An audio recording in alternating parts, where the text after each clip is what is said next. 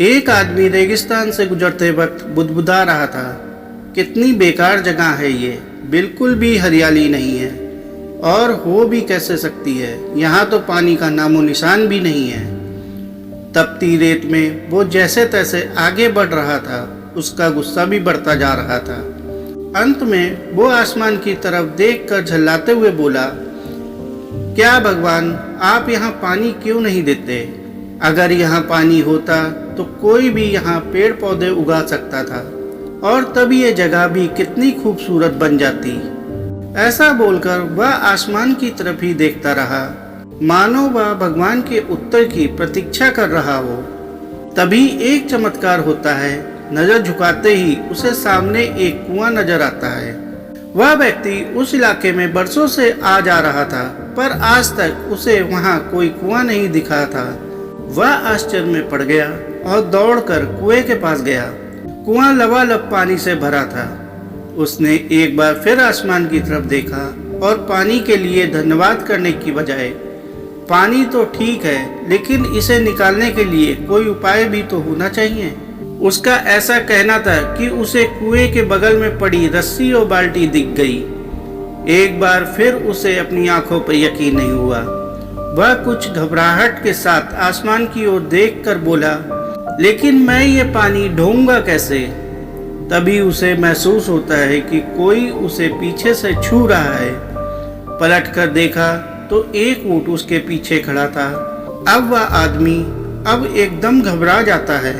उसे लगता है कि कहीं वो रेगिस्तान में हरियाली लाने के काम में न फंस जाए और इस बार वो आसमान की तरफ देखे बिना तेज कदमों से आगे बढ़ने लगता है।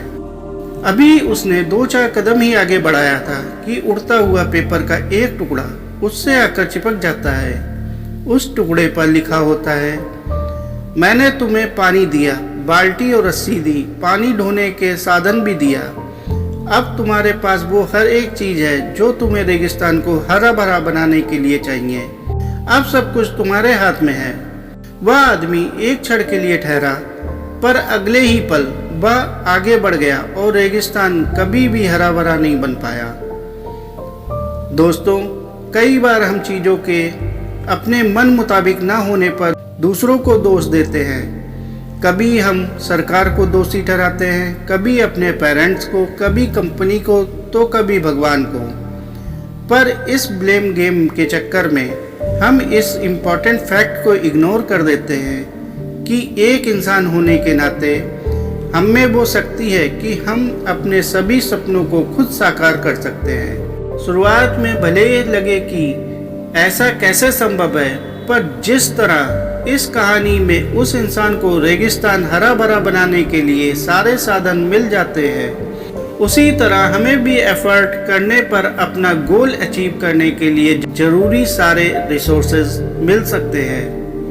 पर समस्या यह है कि ज़्यादातर लोग इन रिसोर्सेज के होने पर भी उस आदमी की तरह बस कंप्लेन करना जानते हैं, अपनी मेहनत से अपनी दुनिया बदलना नहीं। तो चलिए आज इस कहानी से सीख लेते हुए हम शिकायत करना छोड़ें और जिम्मेदारी लेकर अपनी दुनिया बदलना शुरू करें, क्योंकि सचमुच सब कुछ तुम्हारे हाथ में है।